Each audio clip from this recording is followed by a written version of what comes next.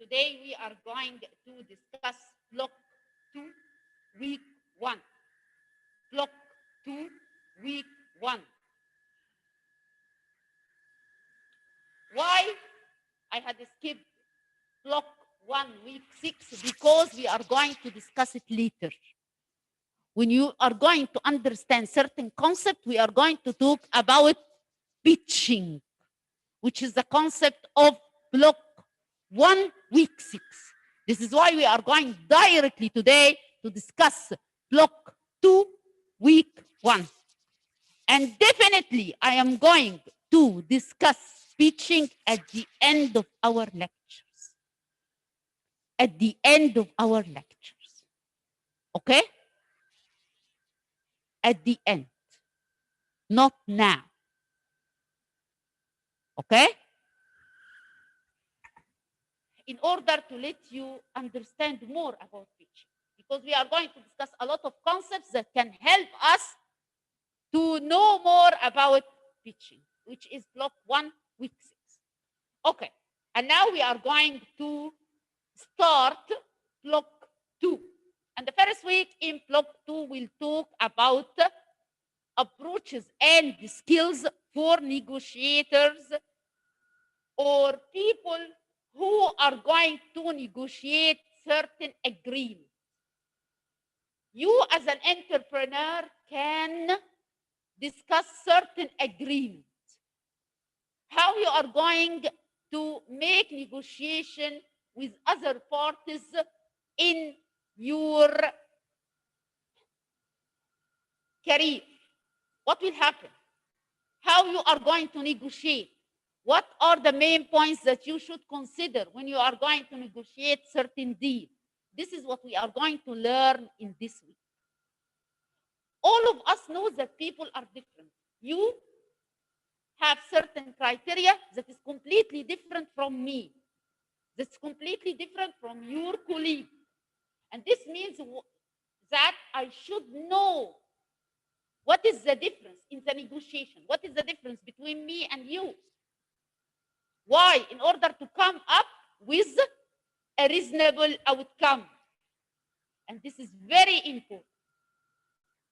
It is difficult to measure the differences, but we can detect type of people. We have two types of people. The first of which is adapters, and the second is innovators. What do you mean by an innovator? Man or woman? Excellent. With new ideas that can be implemented. During implementation, he's ready to face the challenge, right? He'd like to challenge any problem. He'd like to think differently rather than others. He'd like to discover problems and to try to come up with solutions. And this is something not traditional, unconventional. Okay? How I'm going to come up with this? As an innovator, man or woman, or as an innovator entrepreneur, I should ask a lot of questions for myself and come up with different assumptions and try to see if these assumptions can be implemented or not. Okay? This is very important. And you are going to discuss all of your suggestions with your team. Why? Because the team should agree with you on application of certain solutions. Thus, we should have consensus, agreement between all of us on a certain solution. Okay? This is very important.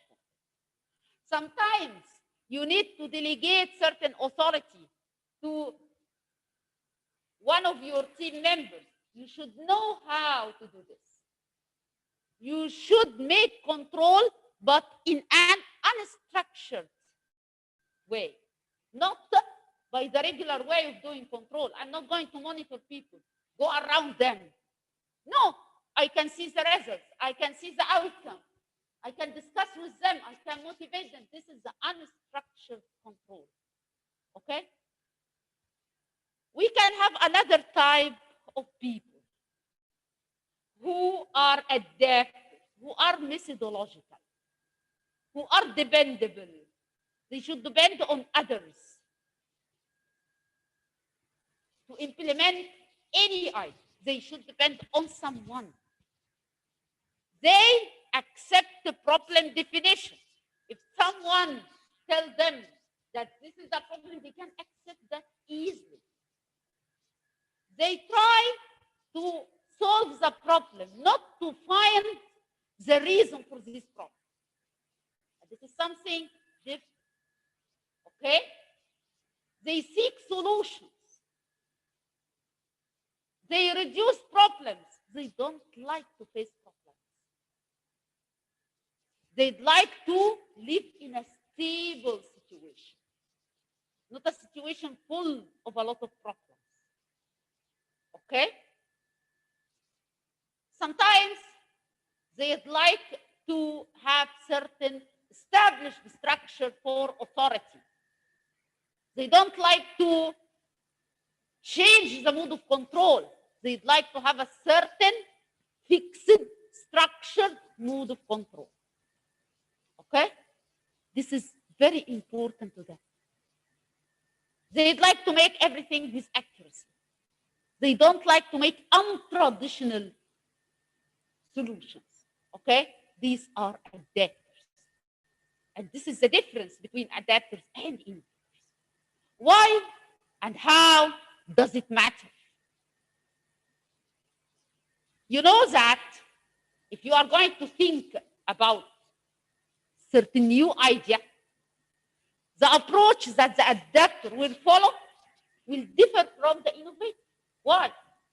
The adapter will produce a small number of items, while innovators will come up with a pool of items, a lot of ideas. It will be no problem. We can discard as innovators a lot of them, but after discussion. But adapters will come with few ideas, small number of ideas, because they are not concerned about making something new. Another thing, the value placed on efficiency. Adapters concentrate on doing the task. Okay? And this can give attention to a lot of details, how I'm going to do it. They concentrate on how I'm going to do it. This is why they can focus on one task. But innovators concentrate on a lot of tasks, multiple tasks. And this is why they give less attention to details. Okay? Because they are going to consider a lot of tasks. Then they can apply. They can innovate while application. They are not concerned about details. The third thing is a value placed on rule and the group comfort. Here, adapters prefer stability. This is why they try to work within existing practice, existing structures. They don't like to change. They don't like to bend the rule. They don't like to challenge the status quo. On the other hand, innovators will challenge the status quo, will challenge the structured rules. Another thing that we should consider is communication. How people are going to communicate together. Why? Because communication means flowing of information. And this means that the company will continue to operate. Because I cannot understand you if you are not going to communicate with me. This is something that means that you are alive. And this is why a lot of problems can result because of miscommunication. You can find conflict in the workplace because of miscommunication. That's why communication and negotiation are essential skills for the success of any business. Also, in order to communicate well, I should listen to you first. This is why I should be an active listener.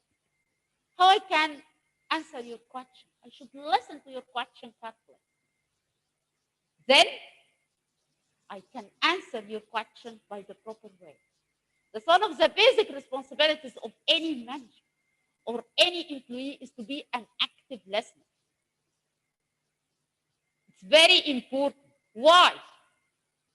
Why I should listen quite well? Because I should grasp the facts.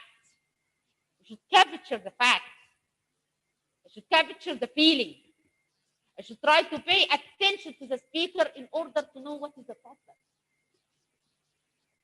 Another thing that is important, I should repeat for the one who talks what I understood from him or her, which is the feedback to the speaker. It's important. Why? To confirm that I understood his or her point of view quite well. Thus, being an active listener is very important during communication and negotiation. What to avoid for active listening? I'd like to listen to someone and be an active listener. What to avoid in this process? I should listen first, then respond. Not to respond directly without listening. I need to listen with understanding. Why? Because I should think about how I'm going to change. That's not to respond to the speaker, just to judge the speaker. It is not a matter of this. You're not going to judge your colleague. You're going to cooperate with your colleague. Okay? And this is very important. What I can do for active listening? I should listen to the overall meaning, not to certain word. I'm not going to take it word by word. I'm going to listen to the overall meaning. Then respond to the feeling of the speaker. I should respond to him or her because I should let the other party know that I am evaluating his or her speech.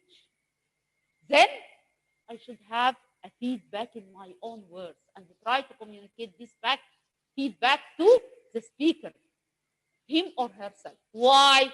To confirm that I understood his or her point of view. This is why we should have, as negotiators, share certain approaches and skills in order to succeed. And this is what we are going to discuss in our week today. We should know that if we are not going to have these skills, maybe there will be a conflict.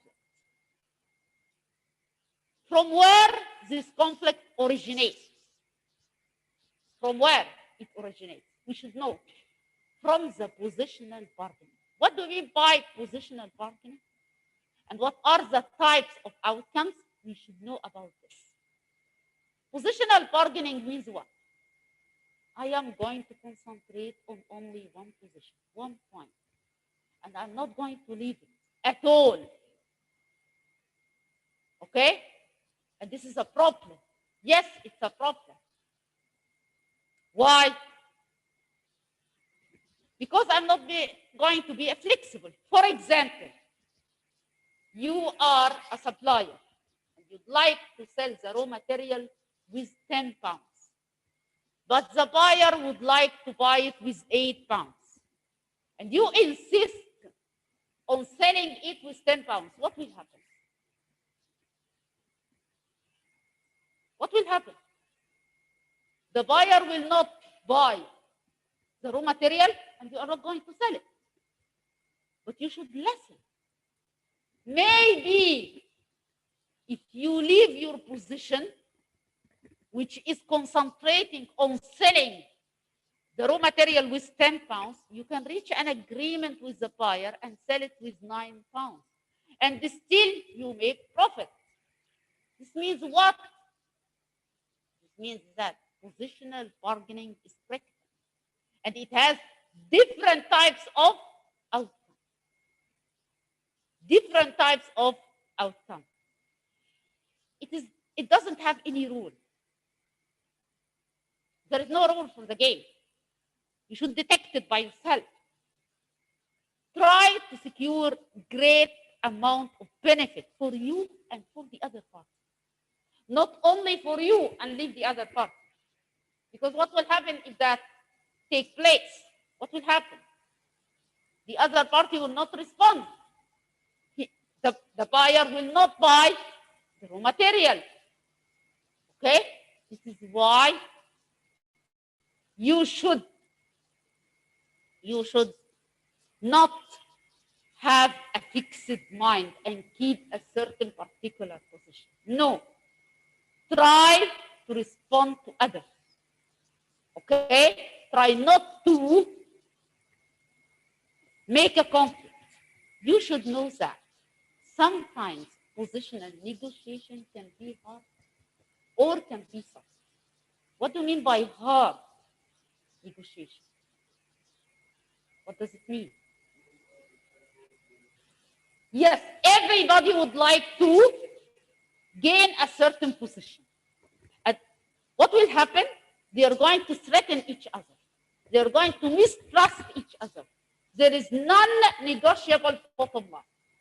Non-negotiable bottom line. And this can reach a loose agreement. You're not going to reach anything. There is another type of positional negotiation, which is the soft one. And here, the two parties try to reach an agreement. It is not the victory of one over the other. It is something like mutual benefit for both of parties. And this is very important in negotiation. We have different types rather than these outcomes, guys. We have two additional outcomes, not only the hard and the soft. We have the win-win and we have the win-lose. Okay? These are the four types of outcomes. The four types is soft, hard, win-win, and win-lose. I say that in order to be careful, either in the quiz or in the exam. There are four types of outcomes. Okay? What are the advantages of the soft approach? We have talked about the hard and the soft. What is the advantages of the soft approach? Excellent. Both parties will gain, will benefit. We will reach an agreement. However, there are certain limitations. What are the limitations? Some of the parties would like to deceive the other. How to deceive you? Okay. I'll be calm and friendly with you in order to encourage you to relax. And then you are going to forget about your point of view. This is one of the ways. It's a limitation. Okay? What else? What else? The outcome that we had reached maybe is not the best for someone, but it is very good for the other. And this can take place. Sometimes you are going to say that I am going to keep my very good relationship with this party. And this is why I am not going to fight. I'm going to be kind. By this way, you are going not to reach your main issue. And this can affect the outcome received by you. This is why relaxed negotiation may not adequately resolve long-term issues. Because in the future, this party will repeat that again. Thus, you should be firm from the beginning. The problems here are based on certain principles. What are them? Some people would like to have a fixed side, while others can shift as the circumstances change and try to make grouping. They try to see how things will differ in the few months later. They still have positions, but carry them more light. Remain open to responsibility. Okay? This is why they are going to face problems, while others wouldn't like to. They have fixed sides. They don't like to change. Normally people try to solve any problem or any situation from one perspective. But in negotiation, you should consider the other party perspective, not only your perspective, not only your own perspective, but you should consider how the other party will know about this, how the other party will behave. It is not only your own perspective, but the other party perspective should be considered. And this is why there is a different way of thinking that should be adopted. Okay? And also, it's important to be open, to know different perspectives, to see the other's beliefs, not only your beliefs or your feelings, to understand situations, to understand behavior. Okay? This is a problem because people cannot do this very well. And sometimes you misinterpret information regarding the other party situation. Okay? This is why frameworks should be adopted according to culture, according to people, according to values. Okay? It's important. It's important. You should recognize this. You should understand this as an overall understanding. You should shape the way you behave.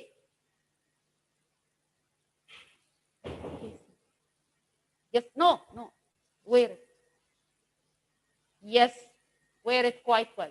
And please leave a chair between you and between your colleague. Okay. What else? We should evaluate our ideas and the other party ideas and try to relate them. We are not going here to conflict with each other. We'd like to search for a solution that I should integrate this. Okay? I should interpret the other party idea. I should interpret the other party belief. I should know the perception of the other party. I should know the other party point of view. This is why you should know the cause of the problem, how you are going to respond. Okay? How I can determine the perception of others. How I can expect the other party performance. This is very important during negotiation. Referring to self-scaling, it's a kind of psychology because you cannot know the other one's belief if you don't try to sense what will happen. It's something related to psychology. Okay? You should know the other party, how he or she will think, how he or she will respond. Okay? This is very important for you and for the success of the negotiation. We have the third type, which is the win-lose outcome. What does it mean? You think all the time that you are going to win, and the other side should lose. It's something dangerous. Why? Because sometimes it cannot happen. What will happen if you think like this? What will happen? Sometimes this will lead that both of you will lose. This is another outcome, which is lose. Not win, lose. And this can take place. Thus, the win-lose thinking is dangerous. Why it is dangerous? Because I am going to concentrate on selling the raw material with 10 pounds. And I am not going to negotiate with the other part, with the buyer, who had offered to buy it with 8 pounds. Sometimes if we can agree, sometimes we can say to each other, what is the reason? Okay, you can still sell this product with 9 pounds and both of you will win. You are going to take a profit margin. You can take 10% profit margin, for example, instead of 20%. What will happen? You still make profit and the buyer will buy the product. This is very important. This is very important. This is why if you accept the other party suggestion, maybe you have win-win situation. This is a fourth outcome. Instead of the win-lose situation. Why? Because in the win-lose, there is no agreement. No agreement. There is a zero-sum game. One will gain and the other will lose. If you are the other party, you'd like to lose. Thus, there is no agreement can be achieved. This is why we are going to concentrate in negotiation to convert the zero-sum game of the win-lose to win-win, to a variable sum outcome. What do you mean by variable sum outcome? It means that both parties will gain. Please raise the camera. You, yes. Both parties will gain. Thus, this solution will work for both parties. You will not find that one party will be satisfied on the expense of the other. No, this will not happen. Because both of us had an agreement. Both of us are satisfied. Both of us reserved our effort. Thus, there is no zero-sum game at this situation. There is a variable sum game or win-win situation. This is why understanding positional bargaining and its 4 types is very important in order to reach a favorable, effective agreement. But if I'm not going to understand what will happen, I'm going to reach ineffective agreement. Both of us will be annoyed. Both of us will not be satisfied. Why? Because there is unresolved problem. These are the types of positional bargaining. But what about approaches to negotiate an issue? We should know these approaches quite well. We have 4 basic principles for negotiation. And I would like to know each principle and the limitation. Okay? We are going to start with the first approach. Separate the people from the problem. This is the first approach. How I'm going to do this? Okay. You have a problem with your boss. Okay? You say that your boss is not kind. Okay? He or she is not friendly. Okay? You say this, but you have a certain objective to achieve.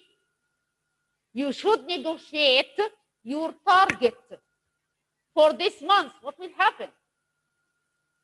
Remove the image of this unkind boss from your mind and try to be objective.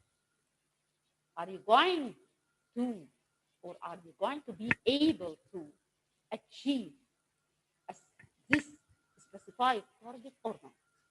If you are not going to achieve it because you don't have enough resources, discuss with your boss about it. But if you can achieve it, why you are going to fight with your boss? Because you should separate people image, okay, people relationship with you from the problem, from the objective. Okay? The issue you are going to negotiate about. Try to separate the image of this person from the issue. Why? In order to be objective. Because if you are not going to separate your relationship with this guy, what will happen? You are going definitely to have a conflict. That you should separate people reputation, people involvement from the outcome, from the objective. Another thing, in dealing with relationships, in dealing with certain perception about someone, emotions, because it's something emotional. People sometimes have certain hidden drivers for negotiation, right? They need to acknowledge their own emotions and the other people's emotions. They'd like to involve emotions in the problem. They'd like to involve emotion in the negotiation. It is not effective. It is not effective at all. Don't try to involve emotions, because this will let you lose sometimes. This will cloud your perception. This will not motivate you sometimes. Okay? Just try to listen carefully to the other party. Try to remove your emotions from your mind. Try to think objectively in order to reach your target. I know it is not easy, but it should be done in order to have a very good outcome. Okay? Another approach, which is focused on interest, not position. What does it mean? Here, I am going to put in front of me my interest, my objective, not my position. For example, if the buyer would like to buy the raw material with 9 pounds instead of 10, and I still make profit, what would be the profit? I can sell and make 10% profit rather than not selling anything. Just focus on your interest, not on your position. You're not going to say, okay, now I accepted his offer or her offer.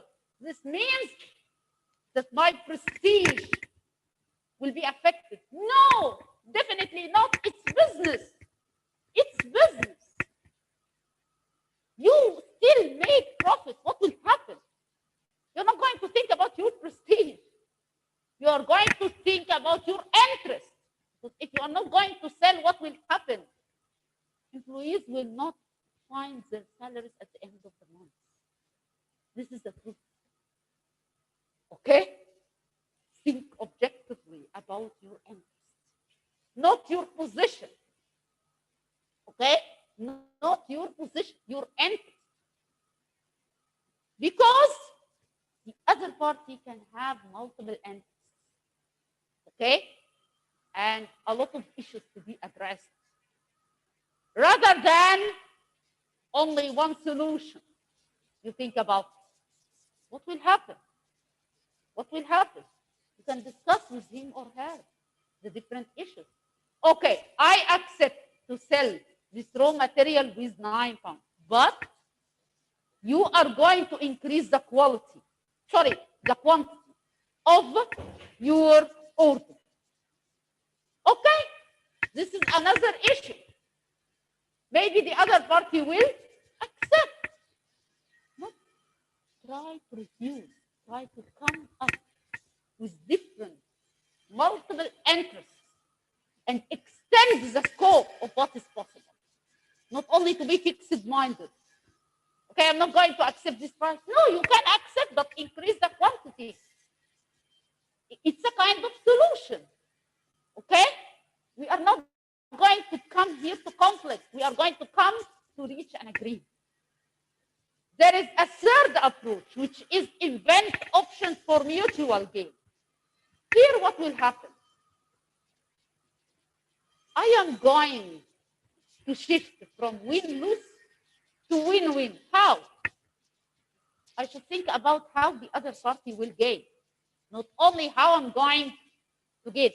I know that this is not easy. But you should think about it. Why? Because you'd like the other party to be satisfied. You'd like to know the alternative perspective of the other guy. You'd like to resolve the problem. Okay? And this is why both of you should gain. Both of you will gain. You have to involve a lot of limited trades off between the fixed option and the multiple options. Okay? You should have an alternative. And you should have more than one alternative. For example, you can say, okay, you are going to let me buy this product with £9 as a buyer. And I am going to buy from you large quantity. But you should keep the quality very good for me. At this time, as a seller, you should accept to keep the quality for the buyer as good as you can. Okay? This is something of what? Of mutual gain. You will gain because you are going to sell a large quantity, and the other party will gain. Why? Because he took the raw material with lower price, but at a high quality. This is something of mutual advantage to both of you, and this is very important. The fourth approach is insisting on objective criteria. Here, I'm going to concentrate on win-win outcomes. I'm going to concentrate on the facts. I'm not going to concentrate on the concept. No. I am going to concentrate about the specific terms, how we are going to proceed. Okay? It doesn't mean that I'm going to concentrate only on the outcome of the negotiation, but the process of negotiation. The objective criteria means concentration on the process itself. how we can reach a certain formula, certain principles that we should follow in order to reach this outcome. Okay? It's very important. And at this point, sometimes we are going to agree. For example, we can have 5 principles to agree on. But one of us agreed upon 3 ways of implementation. And he or she doesn't agree on the additional 2. What will happen? We are not going to finalize the meeting and say, okay, we are not going to agree. No, we can delegate these 2 issues for a later negotiation. And we can proceed in implementing the 3 principles that we agreed upon. This is what will happen. I'm not going to concentrate on all of the procedure. No. We agreed about 3 issues. Okay, excellent. We can go for them, and for the additional 2 that we don't have any agreement, we delegate it later. We can make another meeting about these 2 issues. Okay? This is one of the ways of insisting on objective criteria. I'm going here to read justification for everything. I can represent essential elements in the meeting and try to hammer on them. If we reach an agreement about them, it will be an excellent objective for me. And at this point, I am going to have a mutual gain. These are the approaches. Thus, we talked about 2 things. First, positional bargaining and outcomes, types of the outcomes. Second, approaches to negotiation. The third thing are behaviors. Behaviors that should be used by skilled negotiators and behaviors that shouldn't be used by skilled negotiators. Behaviors that should be used by skilled negotiators are different. The first of which is flagging. What does it mean? When you enter the agreement and you'd like to highlight certain things, while the other party is going to continue his or her discussion, you can interrupt him politely and say, okay, could I ask you something? By this way, you attract his or her attention and try to talk in the issues that you'd like to discuss, you'd like to suggest. I should make this during the agreement. I shouldn't wait until we finish. I should make it during the agreement itself, before we reach any solution, because I can illustrate my suggestion at this point. Maybe he or she will agree on this suggestion, but I can make it politely. And this is what we call it flagging, like raising your hand, raising a flag. I can suggest something. Could I ask something? Here, by this way, I can make clear communication. I can gain the control from the other part and try to let him or her listen to me. Listen to me. And this is one of the behaviors of skilled negotiators. Another thing, skilled negotiators should give reason first and then disagree. You are not going to say, I am not going to agree. You should give a reason and say, okay, because of this, I am not going to agree. Most of us do the other way. And this is a problem. Why? Because if you try to give a reason, maybe the other party will think about this reason and try to respond to you. Try to come up with a certain strategy that satisfies both of you, that you can reach another. Okay? Not to say, okay, I refuse and that's it. No. Try to give a reason at the beginning. I have learned something and I'd like to share it with you. You can say, okay, it's good, however, it is so and so. When you say, however, it is so and so, it means what? It means a justification for the other party. Maybe the other party will think about your justification. And maybe he or she will be convinced. You get the point? Another behavior that should be used by skilled negotiators is testing, understanding, and summarizing. Testing what? Testing your interpretation of the other person, of the way he talks, of his or her point of view. You should test that you understand well. You have the right understanding. Why? Why I should understand well? Because if I don't understand well, I can lose. And this may be a foolish thing.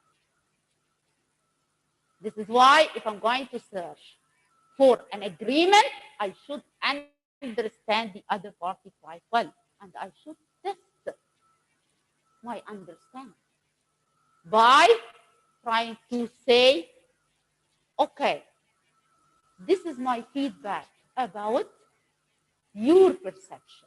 Is that right? And I can summarize and come up with a summary. I say, okay, we can summarize what we agreed upon. It is so and so. If there is any misunderstanding, he or she will respond, okay, it is not the truth. We cannot agree about this. And we are going to talk about that in order to understand each other quite well. We should also trust each other.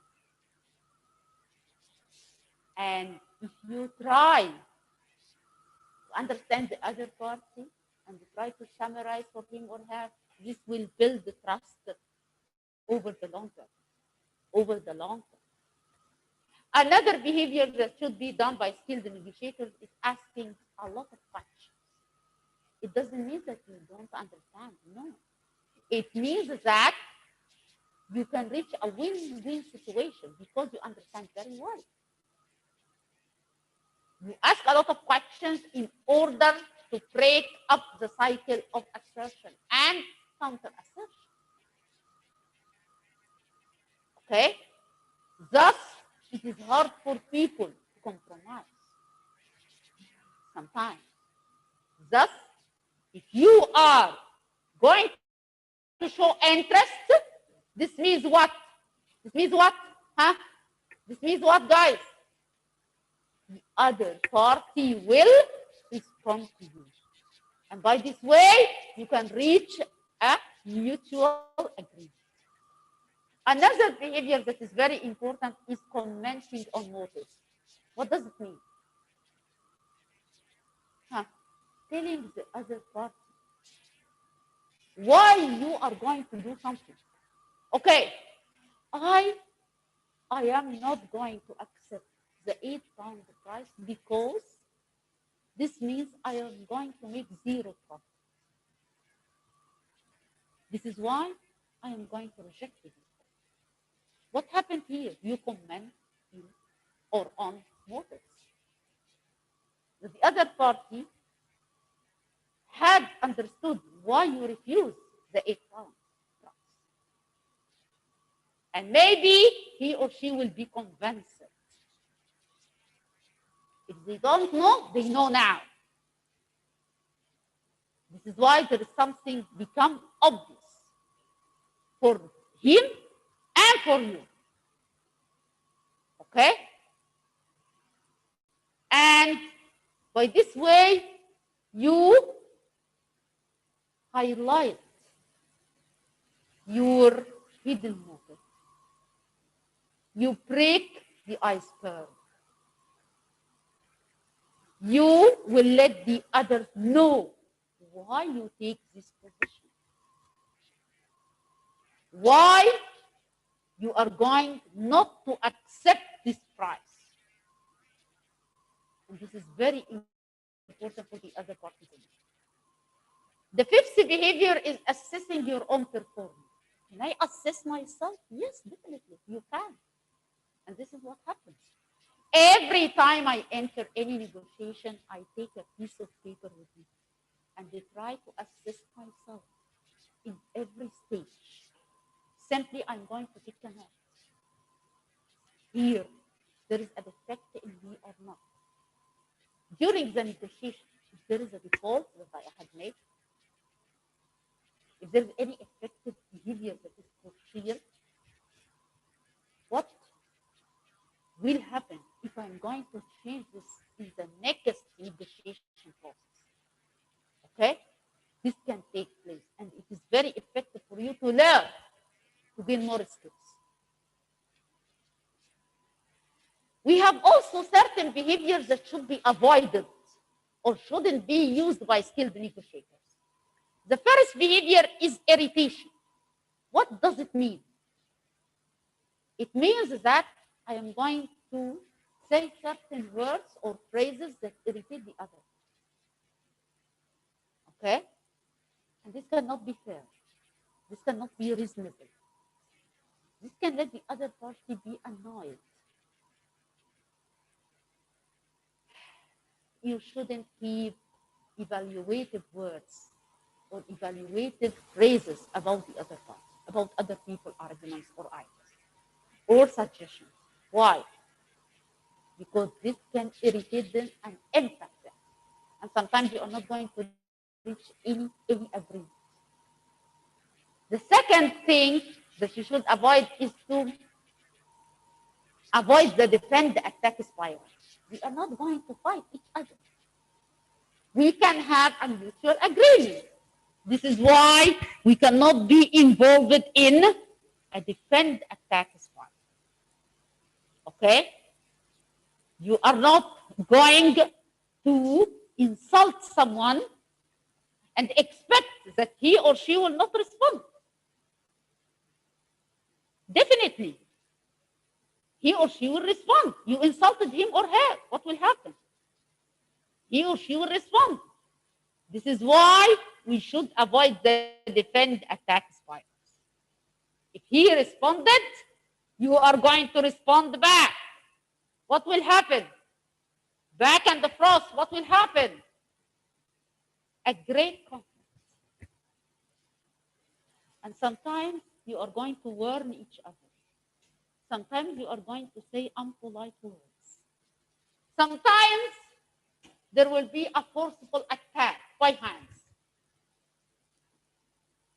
It is not the perspective of negotiation. Another thing that you should avoid is the argument chain. And we should know what do you mean by argument chain. To argue is very good, but argument should be for the benefit, not to argue because you'd like to argue with this guy. You'd like to win, and you'd like to depend on argumentation to win on the expense of the other. It cannot be. It cannot be. Okay? This is why you should avoid this argument chain. You should concentrate on one strong argument. And that's it. And that's it. Why? Because weak arguments will create conflict, create more attack, and will not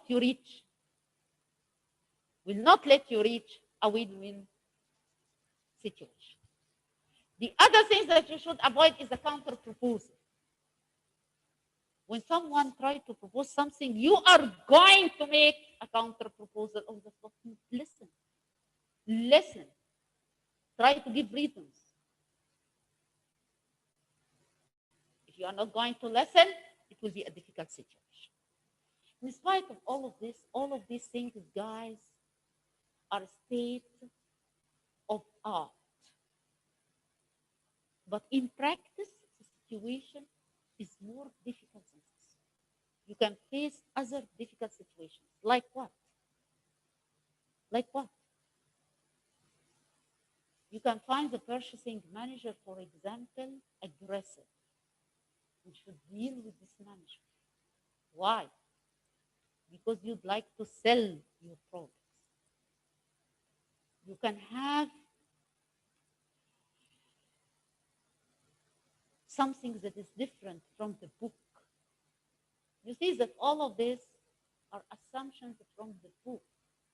But in practice, the situation will be different. Sometimes it is not reasonable to carry out this, and we can think about something that is different. Okay?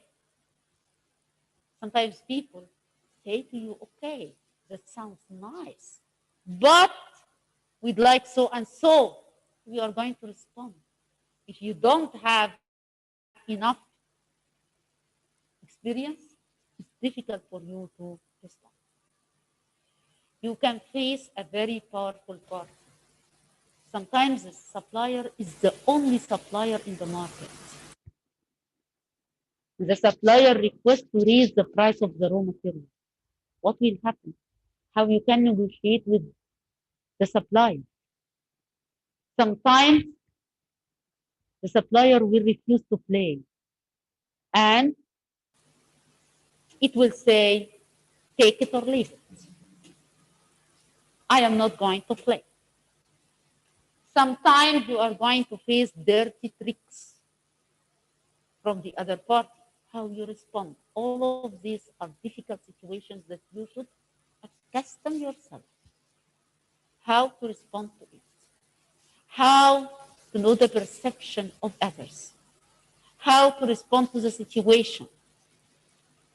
How not to start from fears that negotiations will turn to worst case scenario.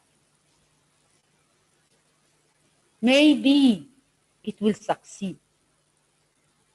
You should consider the worst case. It's very good, but not to insist that this will happen. Sometimes it will not happen. Sometimes you can divert everything by your intelligence. This is why your personality, your ability, your way of analysis is very important to succeed in the negotiation itself. Sometimes you are not going to have a certain bottom line strategy in certain situations. You are going to come up with different new ideas, and this can take place. And also, you can come up with different alternatives. And you are going to try to let the other party accept the best alternative to the negotiation agreement, which we call it patina. Patina means the best alternative, a negotiated agreement. And I'm going to reach this best alternative. I'm going to let the negotiation not to be hard, to convert it from take it or leave it to a win-win situation. I should respond in very professional way, reformulate the attack of the other party, and try to absorb his anger or her anger and encourage him or her to respond to my suggestions without becoming defensive. You should be calm. You should go to a wider discussion of concerns and possibilities. Sometimes, if you cannot reach any agreement with this party, you can refer to a third party, but independent third party, in order to help both of you to reach an agreement. And this can take place in the industrial issues. It is important also, if you face dirty negotiating tricks, not to reply in a kind way, not to go for everything the other party says to you. You should say your opinion, but politely. Not to agree on the other party interest if it is against your interest, even he or she is more powerful. This is why explaining conditions and re-entering negotiation, another negotiation, can be the way, in order to reach an agreement. Thus, I should always have or keep in my mind that it is not a personal attack. I shouldn't underestimate the tendency to fall back into positional bargaining during negotiation. This is why I shouldn't attack the other. I should keep in my mind that the other party can insist on his position. And this is why we should relax and try to reach a mutual agreement. This is our week today. We had discussed three things: positional bargaining, the types and outcomes of positional bargaining, which are four. The first of which is soft, the second hard, the third win-win, and win-lose. Excellent. The other thing we had talked about approaches to negotiation. And the third thing we had talked about behaviors that should be used by skilled negotiators and behaviors that shouldn't be used by skilled negotiators. And the last thing is what about the difficult situations that you can face during negotiation.